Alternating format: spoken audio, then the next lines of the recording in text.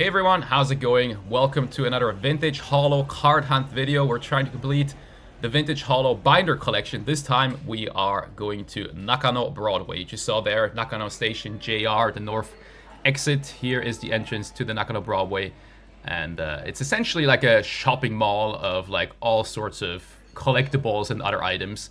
The first store we went to was Mandarake. They had a ton of different cards. Now, Mandarake has a lot of different stores in Nakano Broadway that focus on different collectibles. Oh, here you can see an opened starter deck base set. That was pretty cool to see. They had a good selection of cards in their trading card store. You can see some older full arts. These decks were opened. We're missing some cards, so quite expensive. I inspected a Sekron for 3,000 yen. It had a crease, unfortunately. Yeah. Good selection of cards. Was very happy to see that. Here we see a very rare condition 8 card. Normally they don't go higher than 7, or very rarely. Like this is a condition 7 Empoleon, and you saw that corner up there had a bit of an issue. And they also had a lot of binders, which was nice to see. The one I went to in Shibuya didn't have a lot of Pokemon binders. They had the new ones, and then you can see down here they had some binders that were labeled as old.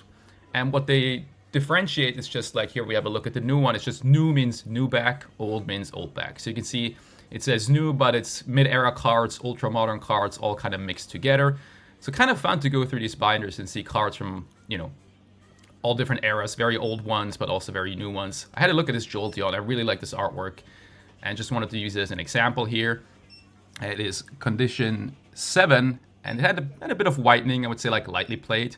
Not terrible, maybe a little expensive for the card in this condition, but definitely nice to see. Here we have another look at one of the new binders. But you still see a lot of mid-era, like I mentioned. It's just new back, right? Very nice to see. Now, here we have a look at one of the old ones with the old back cards. This is grass type. What was nice about these binders, the old ones, was they had quite a lot of vending series cards. That's not something you see very often. So that was very cool to see. And I actually inspected one of the vending series cards, just coming up right here. Yeah, the Paris, I had a look at it. And I think it was condition 6, and it had a bit of whitening at the top. Not bad. I think that was actually a pretty fair price for a vending series card in this condition. Not bad. And then I caught it right there. Oh, there's actually a holo, the Crobat. I think there was like 2 holos in these binders in total. So this was one of them. Condition 6, I believe. Didn't look bad. This binder says Iroiro. Iroiro means like various in Japanese. And it was just all like the non-TCG cards. You see some of the Nisui cards right there. I didn't inspect any of these just because these are not cards I collect, but hey, if you're looking for these, you can find them in this Mandarake too. They also had tons of other trading cards. Here we have some Dragon Ball, but they had, you know, Yu-Gi-Oh! Magic, Sailor Moon. Like they had also like stickers of all different types. I mean, crazy to see. Now here we're at a different place. Nakano Broadway has a lot of little stores that have these rentable little booths that you can buy from. So these are just individuals renting these booths, selling cards. Here is some mystery packs for 800 yen a piece. This person was also selling some nice singles. The problem was you couldn't inspect the singles. They were like in a black backed sleeve and then in like a team bag, and you weren't allowed to open them up, so that's kind of bad. People were also selling packs, booster packs in these booths. I wouldn't buy those. They're probably weight. Be careful. More little mystery packs. There's like a Versus Series one back there.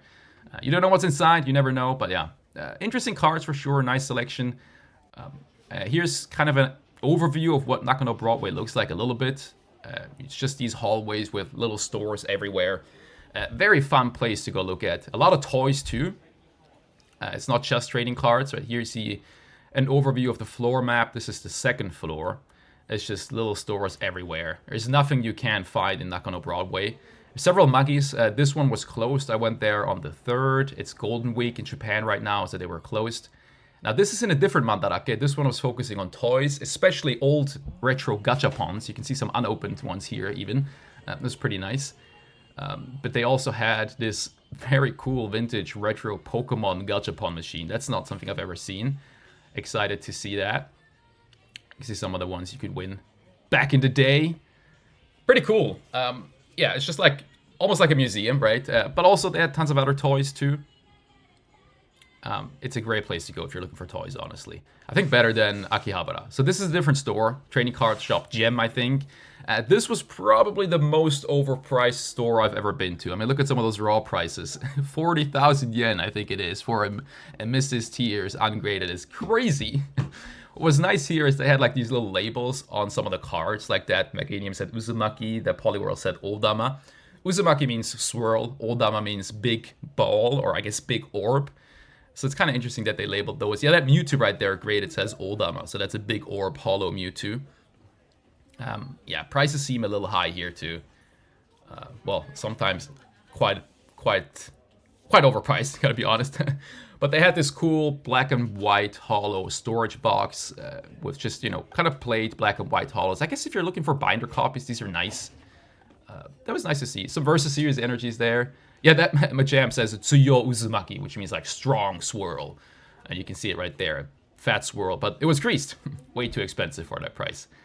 Red stickers meant very damaged, yellow stickers meant damaged, but even yellow stickers was like pretty rough. I'm not gonna be honest with you. But a good selection of cards. There's some Gold Star Pikachus. I inspected a Charizard G Level X red stickered. It was so beat up, crazy. Some Unagabas. Yeah, good selection of cards in the store. I went back to the Gold Star Pikachu just because I wanted to film the swirl there. Man, what an awesome looking card, eh? They had booster packs too, sealed stuff as well. Same story here, everything a little bit expensive. Not as bad as some of the cards though.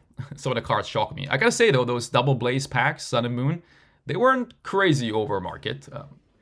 So here we're back outside. It was interesting to see that Nakano Broadway had a lot of English toys too. English vintage retro toys. Tons of it, like you'd be surprised. Then this is another cool little entrance with like Torii gates into another kind of retro toy store. Very interesting the way they displayed everything inside. Looked like a UFO. And here's just an example of some retro Doraemon toys and other items there. I found a movie poster place. So this one had a ton of these small Pokemon movie posters. They were very cheap. That was cool. And I love this poster. Bruce Lee. I forgot the name of the movie, but an original poster.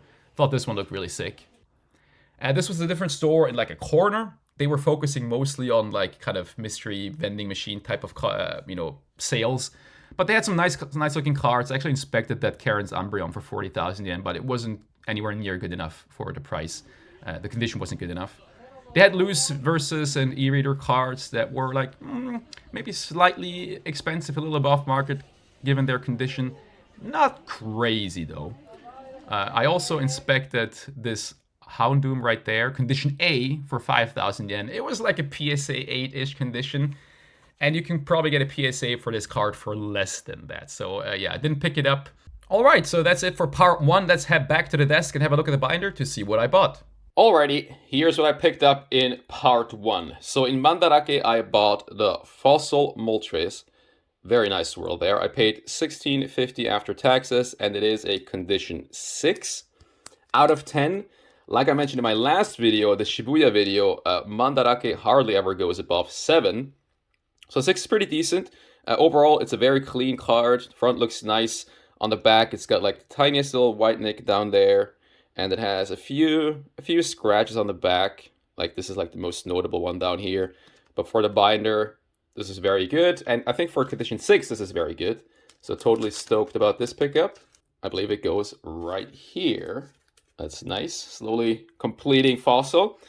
All right, then I bought another card in Mandarake and actually picked up the Crobat that you will have seen in the video that was in the binder. Actually, all the cards in the binders were sleeved or like sealed in these like sleeves. Very interesting. So yeah, I picked this one up. So this was 660 yen and also condition 6. I'm just going to remove it from this sleeve. So I couldn't properly inspect the card because it was sealed. There's a price tag. So let's have a look. So it's got a bit of silvering, on the edges. Holo looks pretty nice. And then on the back, yeah, it's got more whitening than the Moltres. You can see right there. I mean, I saw the whitening when I looked at it in the store, and it's got a few more scratches on the back, I would say. So like this is also condition 6, but it is definitely in worse condition than Moltres. But honestly, for me, for the binder, still fine. Good enough, but it goes to show how you just always have to inspect each card. And I believe in Japanese, the Crobat is the very first holo in the set. There you go, right there.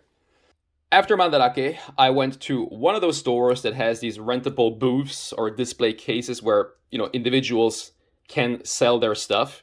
And I picked up 2 of these mystery packs. They were 800 yen each. I picked up the Dark Hypno from Team Rocket and the Steelix from Neo Genesis. Now I bought these because, well, I do need the cards for the binder challenge, but also I bought these a little bit for science.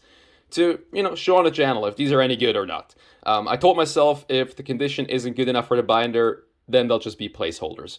But let's just see what happens. The good thing is we do get some extra cards. I'm kind of hoping that there is like 1 or 2 like decent Pokemon in here, at which point, you know, maybe it's a good deal. I don't know. But let's start here with Team Rocket, the Dark Hypno. Now, the problem with these is you cannot inspect the cards, right? So you're just buying blind. But 800 yen is like, okay. So let's just go through the cards first. We get a little Staryu, Horsey, Diglett, Totodile, Farfetch'd, Drowsy, forgot the name in English. Oh, this is a good one. The Primeape, and then another Drowsy. So, you know, not the best Pokemon. I'm not surprised to, like, you know, they're not going to give you like you know, Squirtles and Pikachus and Charmanders. You know, they're definitely played. But let's have a look at the Hypno. That's the most important thing. Obviously, it's OC, but for the binder, I literally couldn't care less about centering. You know, the front looks okay. It's got a bit of silvering, a bit of something on the edge up here. And then, yeah, now we can see the back for the first time. So, you know, it's got some whitening. Not terrible. It's got... It looks like a little bit of an indent down here. Maybe. Hard to see. Yeah, it's got something there up here as well. You can see right there. So this is something I wouldn't buy for 800 yen. So I'll put it in a binder now as kind of a placeholder. I mean, it has a nice swirl, so that's cool. You know, it's okay. I mean, it's just a Hypno. Like, I'm not too concerned about the condition of this card. But it's definitely an example of, like, you can get this card in better condition for the same price. So, okay. Now the Steelix. You know, the thing with this is that, like, and why I don't recommend buying from these places necessarily, again, I did this kind of for science for the channel, it's all anonymous, right? You don't know the person that's selling these. Okay, some energies, that's nice. I mean, okay, we got some cool cards here, and the condition isn't terrible. They're not completely beat up. But yeah, it's like anonymous, right? So like the sellers don't have a reputation to lose like a card store would, which is also why I wouldn't recommend buying. Oh, sorry, let's inspect this card. But why I wouldn't recommend buying loose packs there, because, you know, if they sell weight packs, light packs, well, no one's gonna come after them, right?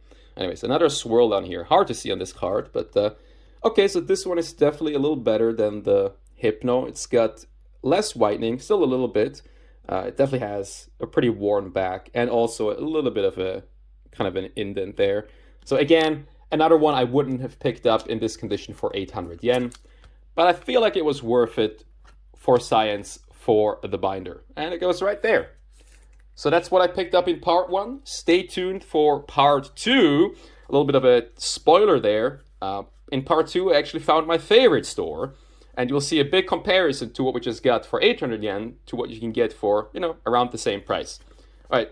Thanks for watching. Thanks for tuning in. If you enjoyed the video, give it a thumbs up. Thank you very much for that. And I'll catch you in part 2. Bye-bye.